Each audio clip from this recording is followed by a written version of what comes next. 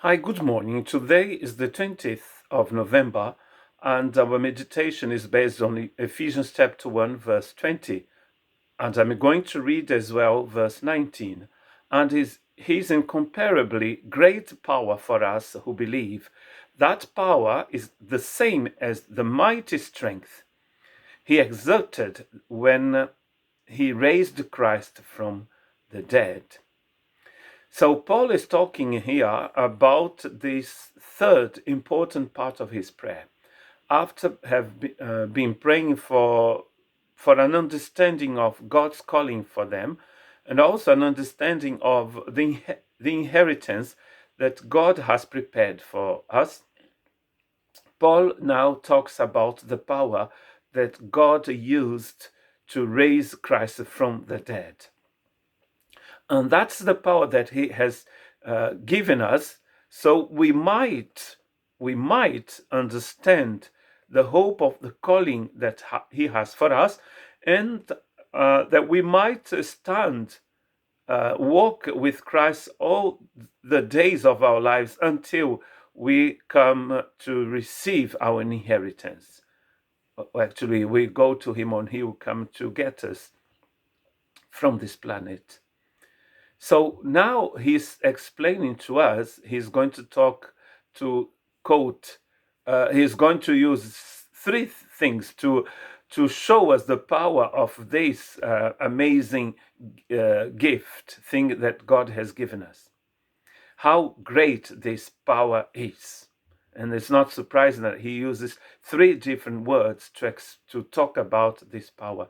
And he says here in verse 20 that God used that, the Father used that power to raise Christ from the dead. We know that death is our enemy.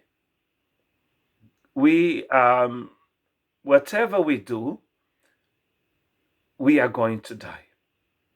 There is no way of escaping physical death.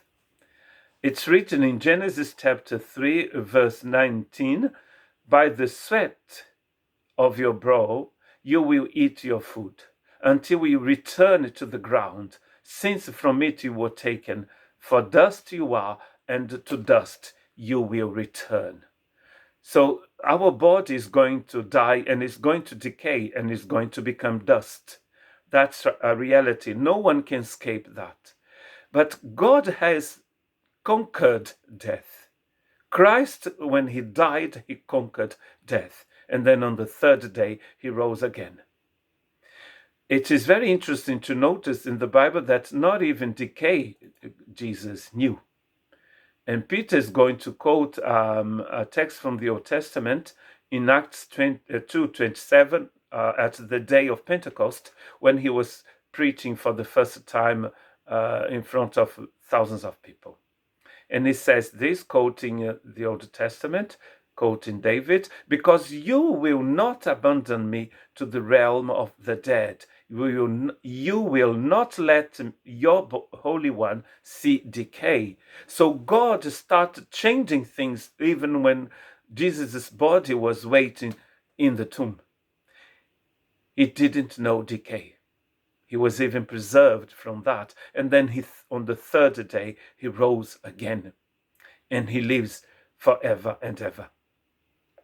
So that's the sort of power that God has given us, is a resurrection power. It's not surprising that Paul is asking the Holy Spirit to enlighten the Ephesians' eyes. I mean, those people in the church in Ephesus, so they would see that. Because if the Holy Spirit doesn't show us, if we don't receive the knowledge of God, this illumination of our eyes, we cannot understand that. We cannot understand that the power that God has given us is a resurrection power. It is the same power God used to raise Christ from the dead.